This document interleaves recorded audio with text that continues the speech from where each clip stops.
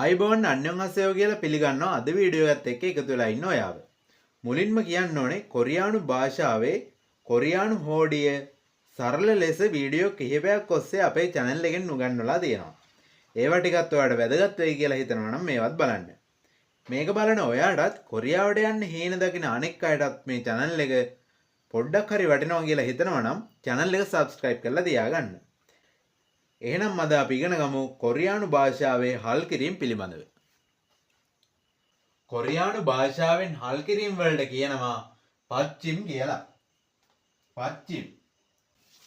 හල් කිරීමක් යනුවෙන් හඳුන්වන්නේ හල් අකුරට පෙර ඇති අකුර යටින් ව්‍යංජනයක් තනිව යෙදීමයි. ඒ හල් අකුරට පෙර ඇති අකුර යටින් ලියන ව්‍යංජනය තමයි හල් අකුරක් විදිහට උච්චාරණය වෙන්නේ.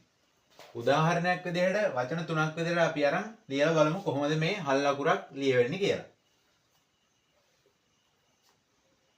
පළවෙනි උදාහරණයට ගන්නවා මාම්. මාම් කියනවා හදවතට. මාම්. එතකොට දැන් මේ අකුර තමයි හල් වෙලා තියෙන්නේ. මාම් කියන්නේ හදවතට. මාම්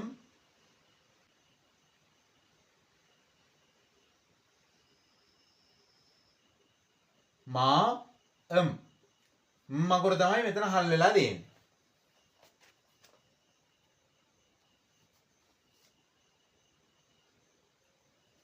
එතකොට අපි ගමු තව වචනයක් විදිහට කම්ජා. කම්ජා. කම්ජා කියන අලවලට. කම්ජා. කම්ජා අල අර්ථාපල. කම්ජා කියන එක මේකෙත් මේ කියන අකුර තමයි හල් වෙලා තියෙන්නේ. කම්ජා මේක තමයි හල් වෙලා තියෙන්නේ. කම්ජා.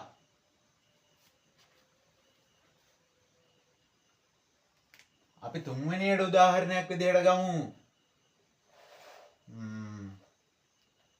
බලුපැටිය. බලුපැටියට කියනවා අපි කං අජි කියලා. කං අජි. කං අජි.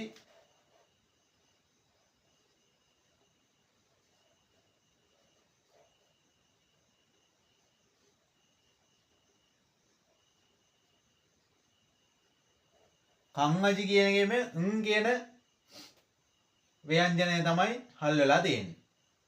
කා අජි. කං අජි. බලුපැටියා.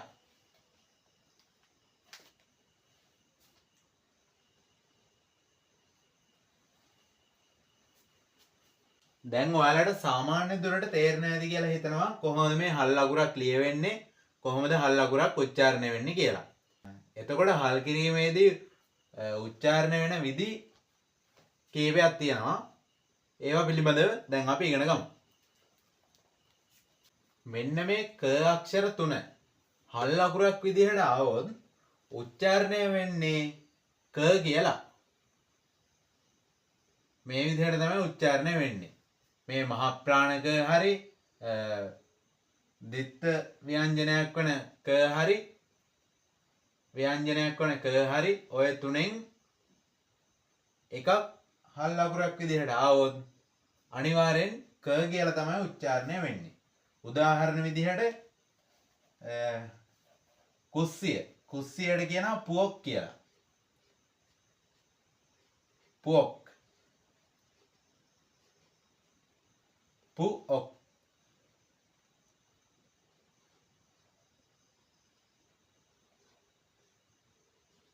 පුවොක් කුස්සිය.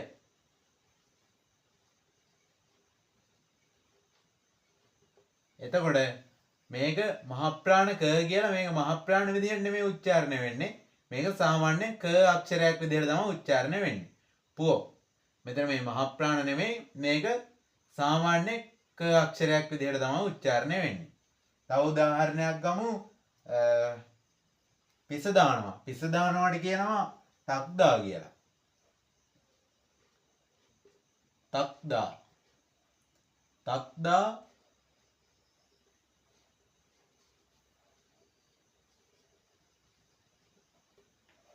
පිස දානවා.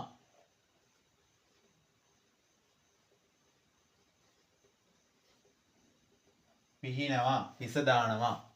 දැන් මේකත් මේ ද්විත්ව ව්‍යංජනයක් විදිහට මේ ද්විත්ව ව්‍යංජනයක් වුණාට මේක හල් කිරීමක් විදිහට ආවට පස්සේ මේක සාමාන්‍යයෙන් ක විදිහට තමයි උච්චාරණය වෙන්නේ. තක්දා.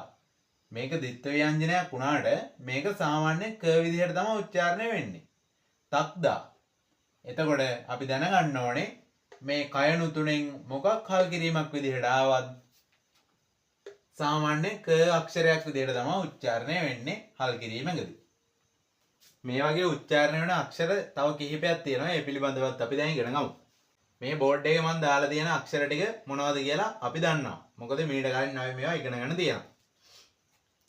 ඉතින් මේ උඩ තියෙන ත අක්ෂරය මේක මහා ප්‍රාණ ත ස ද්විත්ව ව්‍යංජනයක් වන ස ච ජ හ මේ අක්ෂර 7 හල් කිරීමක් විදිහට ආවොත් උච්චාරණය වෙන්නේ ත කියන අක්ෂරයේ විදිහට. ත මේක උච්චාරණය වෙන්නේ ත කියන අක්ෂරයේ විදිහට. මේ ස ආවත් ච ආවත් ජ ආවත් උච්චාරණය වෙන්නේ ත කියන අක්ෂරයේ විදිහට. ඉතින් උදාහරණ විදිහට අපි වචන 3ක් 4ක් අරන් ලියලා බලමු. ඇවිදිනවට කියනවා කොත්දා කියලා. කොත්දා. කොත්දා. කොත්දා ඇවිදිනවා.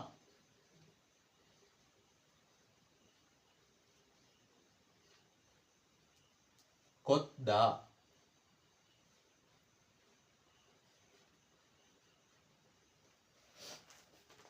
මේක තයන්නමනේ කොහොමද? මේක හල් කිරීමක් විදිහට ආවත් මේක තයන්න විදිහට තමයි කියවෙන්නේ. කොත්දා.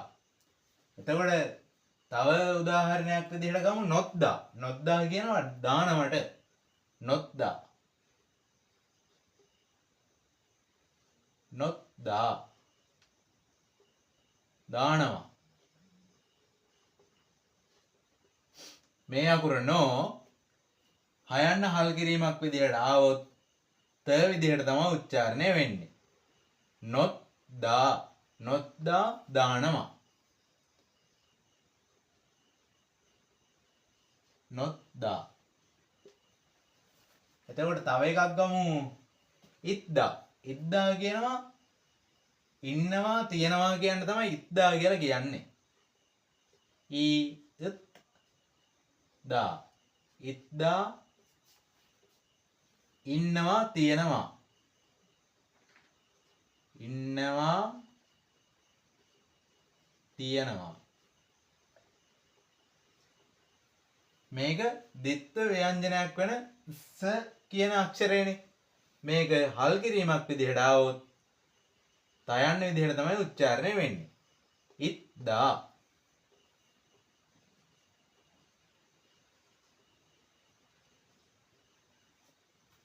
මෙන්න මේ විදිහට මේ සියලුම අක්ෂර හල් කිරීමක් විදිහට ආවොත් උච්චාරණය වෙන්නේ ත අක්ෂරයේ විදිහට. එහෙනම් අපි යන් ඊළඟ එකට. මෙන්න මේ මහ ප්‍රාණ ප සහ ප අක්ෂර දෙක හල් කිරීමක් විදිහට ආවොත් උච්චාරණය වෙන විදි දෙකක් තියෙනවා. එකක් තමයි මේ විදිහට උච්චාරණය වෙනවා. අනිත් එක ලෙස උච්චාරණය වෙනවා. මේක පයන්න විදිහටත් උච්චාරණය වෙනවා, මයන්න විදිහටත් උච්චාරණය වෙනවා හල් කිරීමක් ලෙස ආවහම. උදාහරණ විදිහට අපි වචන දෙක තුනක් අරන් බලමු. පප් කියනවා බත් වලට. පප් බත්.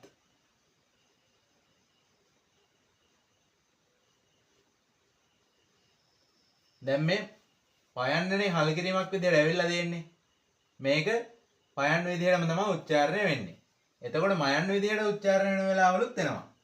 හම්නිදා. හම්නිදා කියනවා කරනවට. අපි ඒක ලියලා බලමු. හම්නිදා. හම්නිදා. හම්නිදා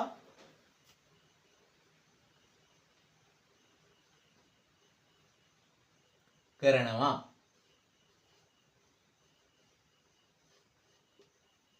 එතකොට මෙතන පයන්න උච්චාරණය වෙන්නේ මයන්න විදිහට.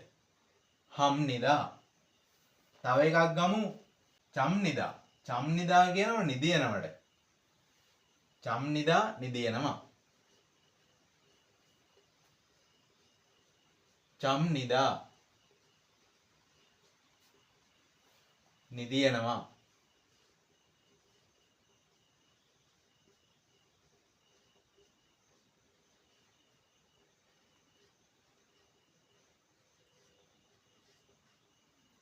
චම්නිදා නිදියනවා. මේ පයන්නත් උච්චාරණය වෙන්නේ මයන්න විදිහට.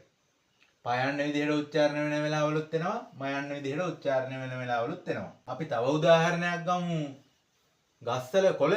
ගස්සල කොළවලට කියනවා ඉප් කියලා. ඉප්.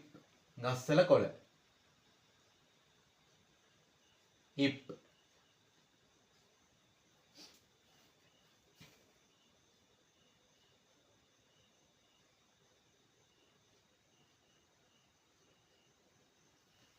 ඉප් කියනවා ගස්වලට. ගස්වල කොළවලට ඉප් කියලා කියනවා. මේ මහ ප්‍රාණ පයන්න හල් වෙලා තියෙන්නේ මේක උච්චාරණය වෙන්නේ සාමාන්‍ය පයන්න විදිහට. ඉප්.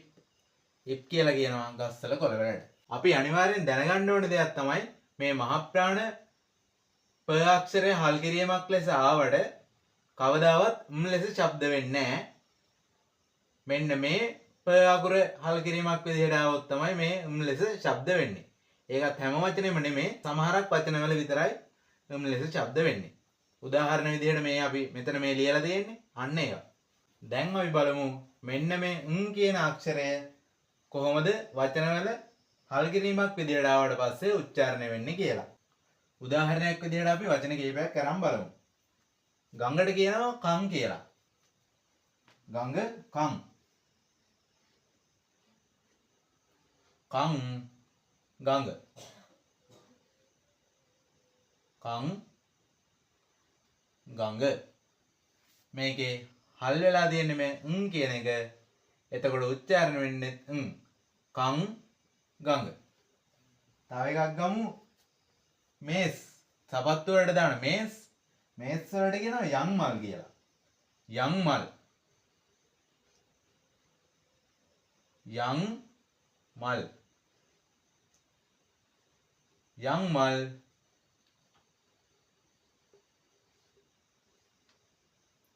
මේස්. යං මල්. හල් කිරීමට ඇවිල්ලා තියෙනවා එතකොට මෙතන හල් කිරීමට ලා යන්න ඇවිල්ලා තියෙනවා. එතකොට යං මල්. අපි උදාහරණයක් විදිහට තව ගමු කං අජි. කං අජි කියනවා බලු පැටියට. කං ආජි. ආජි. කං අජි බලු පැටියා. කං ආජි.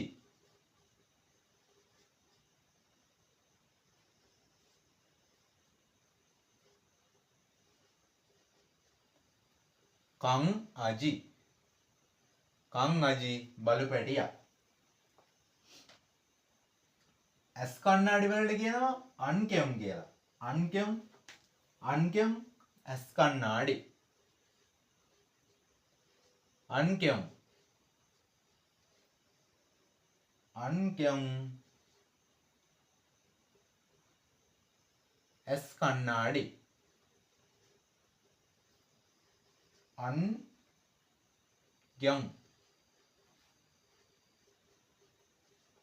අන්ගම් කියනවා ඇස් කණ්ණාඩි.